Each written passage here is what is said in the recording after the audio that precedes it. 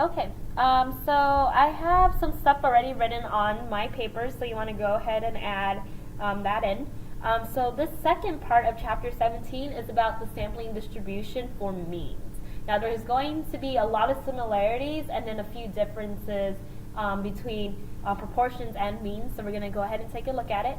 Basically, I know that we're going to be having a problem where we have to use the sampling distribution for means when we have a particular sample size or a sample that has the size of n. So they give us a sample, they give us the true average, and then they give us the standard deviation. The moment I know that I have an n is a clear indicator that I do want to use a sampling distribution. Okay. Now the mean of my sampling distribution is going to be the mean of the sample means, which is going to be the mean, the true mean. And then the standard deviation is going to be calculated by the standard deviation of the population over the square root of n, your sample size. Now both of these formulas do not need to be memorized. They have it on your formula sheet, so I'll show it to you, show you where it is. So in the probability section, we have if x bar is the mean of a random sample of size n from an infinite population with mean mu and standard deviation sigma, then the mean of x bar is the true mean, and the standard deviation of x bar is going to be the standard deviation of the population over the square root of n. Okay, so that's where both of these formulas are located. Now, according to the central limit theorem, if we can see that n is large enough, then we can say that the sampling distribution of the sample mean can be approximated by a normal model, which means I can find probabilities using the normal model. Now there are conditions that need to be met for me to be able to actually use the normal model. The first one is randomization, right? So I have to make sure that it is either a simple random sample, and then if I cannot have a simple random sample and I just have a group of people, I have to assume that the sample is representative of the entire population to make sure that there isn't any type of bias. The next thing is that I want to make sure that the trials or the individuals that we are looking at are independent.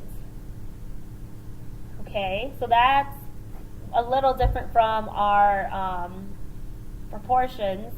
So we are basically looking for independence, and so what we want to do here is, it's not different. So, well, the new thing is we have this trials, okay? The individuals are going to be independent, and how we check independence, we use the 10% condition, like what we did before, or it's stated in the problem. And it's nice when they state it, okay? And then the last one, we have to make sure that n is large enough. And then this one's actually easier to do, right? Basically, we want to just make sure that n is at least 30. Okay, is n large enough? N has to be at least 30 for our sampling distribution for means. Now, when it is for proportions, we need to make sure that we can expect to have at least 10 successes and at least 10 failures. Now, if all of these conditions are met, then we are able to say that our sampling distribution is normal, and then the model that we're going to use is the normal model, where the mean is going to be the mean of all of your sample means, and your standard deviation, right, is going to be your calculated standard deviation for the sampling distribution of means. Okay, so that's all of the working pieces. Now we are able to actually do an example. So in this particular example, suppose that male seniors have a mean score of 1200 with a standard deviation of 130. We take a random sample of 100 male seniors. Okay, so we have a mean score of 1200, so mean is going to be 1200. Our standard deviation is going to be 130. We're going to take a random sample of 100 male seniors. Okay, so then that means that our mean of all of the sample means is going to be 1200, and then our standard deviation of the sample means is going to equal the standard deviation, right, over the square root of n. And so the standard deviation is 130, and our n is 100. Okay, so the square root of 100, which is just 10. And so 130 divided by 10 is going to essentially be 13. Okay, so there's that first step where I just identify all my pieces. Now A says, if we assume a normal population, what would be the distribution? What would the distribution be for the male seniors? Okay, so this is not about the sample. This is about their test scores. So we're looking at a normal model where the mean score is 1200, and we are going to have a difference of 130 points for that score. Okay, a standard deviation of 130. Okay, so that's the model for all of the male seniors. Right? So this is like throwback to Unit 3. Now Part B says, what's the probability that a randomly selected senior scores less than 1,150? Now this is about all male seniors, so this is a question that we would have seen in Unit 3. And so what that looks like, right? I'm going to just sketch out the area that I want. So here is my normal model, and the mean of this is 1200, 1150. So let me just mark that in the graph. Is somewhere lower, so I'll just put it here. It's asking what's the probability that a randomly selected senior scores less than that, and so this is essentially the area that I want. Okay, and so here what I'm going to do is first find my z-score, right? After I actually write out this in probability notation. So the probability that a randomly selected senior scores less than 1150. Okay, so this is what we're going to do. So for the first time, we're going to actually define that x. So we haven't done that before when we were in Unit 3, but now that we have practiced doing that in our probability unit, we're going to start making a habit of doing that. So we're going to let x equal test score. Okay, because that's what it is. So what's the probability that a test score is less than 1150? Okay, so that's the probability that I'm looking for, and so what I need to do is find a z-score. So again, here's the formula, and I'm using the regular formula that we learned back in Unit 3. So 1150 is going to go here, minus the 1200 over our standard deviation, which is 130. And then we go ahead and punch that in the calculator. And so what we have is 1150 minus 1200 divided by 130, and I get negative 0.385. Well, it's 4. I was just rounding that. And then it's like 6. So negative 0.38 is what I'm going to be looking at in my z table, right? So I want the area that's below, and so I'm going to go straight to my z table, look for negative 0.38, negative 0.38. So here's negative 0.3, and then 8, right? 0.08 is here, so 0.3520 is what we're looking at. And so the area that's below is 0.3520. Okay? And then that is our probability. So we would say that there's a 35.03%, oh, not 3, 0.20. Let me just wipe that out. So there's a 35.2% chance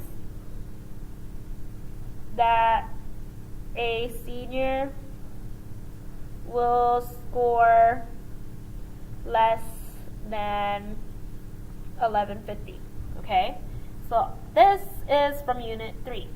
Now Part C, what would the distribution of the sample means look like? Okay? And so what that means is now I want to use the sampling distribution, and the sampling distribution is written as the normal model, where the mean is the mean of sample means, which is just the true mean, and then the standard deviation is the standard deviation of population over the square root of n. And so what we're looking at is n, and then our mean is still 1200, and then we calculated this, 13. Okay? Now, for me to be able to use this, I needed to make sure that there were conditions that were met. And so I'm going to go ahead and make sure that it is following all of the rules that allows me to use the central limit theorem that lets me use this model. Okay, and so here, my first condition is if it's random, and it is. They told us it was a random sample of 100 male seniors. Cool. The second condition is to make sure that it's independent, and either it stays independent, if not, then we want to use the 10% condition.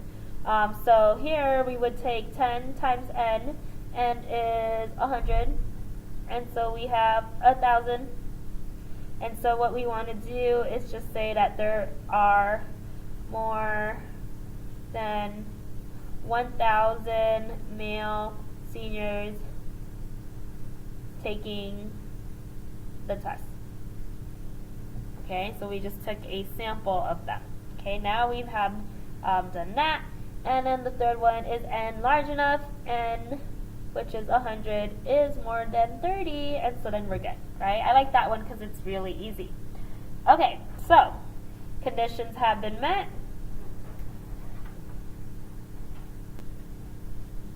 Thank you. Conditions have been met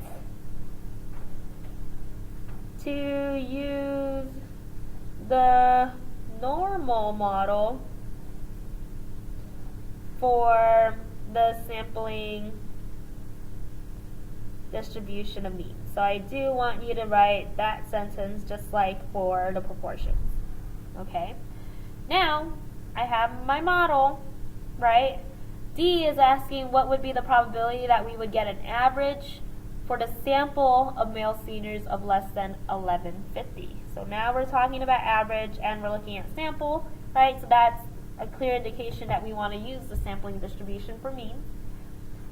So let's go ahead and write down that problem in probability notation. So I want the probability that the sample mean is going to be less than 1150.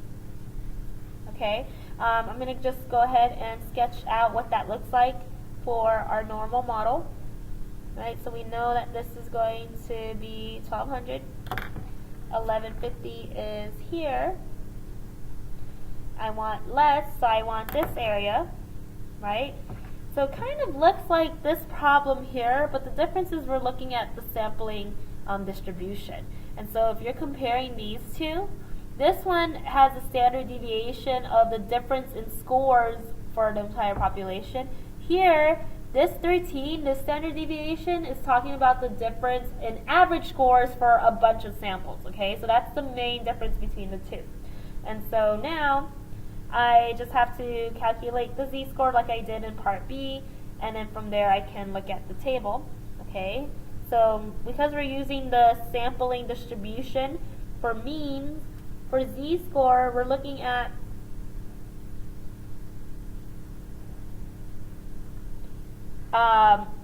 x bar, okay, minus the mean of all of our sample means over the standard deviation of the sample means. And so x bar in this case is 1150 because I want an average less than 1150 minus the mean of the sample means, which is the true mean, which is 1200, over the standard deviation, which is 13. Okay, and then now let's go ahead and punch that in the calculator. So 1150 minus 1200 divided by 13, and we get negative 3.84. Negative 3.84. Okay, super small. If I go to the table, my table doesn't even go that far, and the lowest probability that I could even have, right, is less than 0.0002. Okay, And so if we were limited, then we would be like, oh yeah, this probability would be less than 0.0002. Now, luckily, we actually do have the calculator, so we can use our calculator function, which is the normal CDF, right? I'm going to put a very small number, negative, because that's our lower bound, and then we want the upper bound to be that average score of 1150, and we have 1200, and then we have the standard deviation, which is 13. Okay, so we're going to go into our calculator. Second distribution, normal CDF. And our lower bound is going to be a negative, very small number, so add a bunch of zeros. And then we have 1150. Our standard deviation is 1200.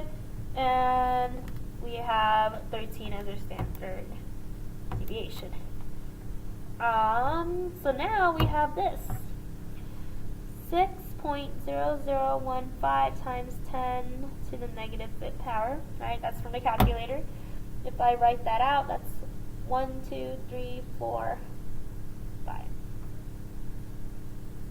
And it's really small. Okay? Yeah, so that would be your probability. And so I would say that there is a 0.006% chance the mean of the sample is less than 1150. Okay, cool. So that is just our first example of our sampling distribution of means. We have 3 more examples to look at, so that you want to watch the other video for that.